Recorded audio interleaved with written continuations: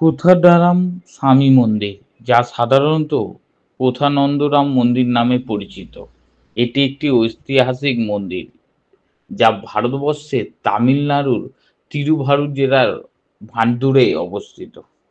শুরু করার আগে শুধু একবারই বলবো, যারা যারা এখনো সনাতন চ্যানেলটিকে লাইক করোনি তারা একটা লাইক করে দাও, সাবস্ক্রাইব করে দাও। তো চলো ভিডিওটি শুরু করা যাক।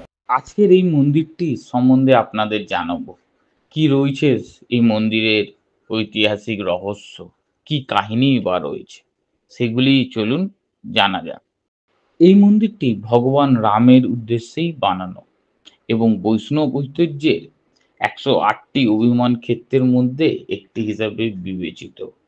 মন্দিরটির মধ্যে রাম, লক্ষ্মণ, সীতা, হনুমান এবং বিভীষণের মূর্তি রয়েছে।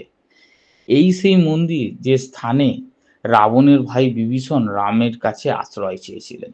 কিংবদন্তি অনুসারে সীতা অপহরণের পর বিভীষণ রাবণকে সীতাকে রামের কাছে ফিরিয়ে দেবার পরামর্শ দিয়েছিলেন, যার ফলস্বরূপ রাবণ তাকে রাজ্য থেকে বিতাড়িত করে।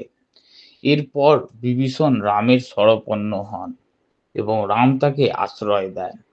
এই মন্দিরটি মহর্ষি বাল্মীকির দ্বারা সম্মানিত। এই মন্দিরটিতে রামের মূর্তিকে একটি ধনুক সহ চিত্রিত করা হয়েছে, যা থেকে মন্দিরের নামকরণ করা হয়েছে কোথান্দা রামস্বামী। এই মন্দিরটি 12 শতকে পাণ্ড্য রাজবংশের শাসনকালে নির্মিত হয়েছিল এবং পরবর্তী জাফনা রাজ্যের রাজা জয়ভীরা সিকনভিয়ান ও তার উত্তরসূরি গুণভীরা সিকাইনেরিয়ান সংস্কার করেন। মন্দিরটি কবির গৃহে দুটি লিঙ্গ রয়েছে।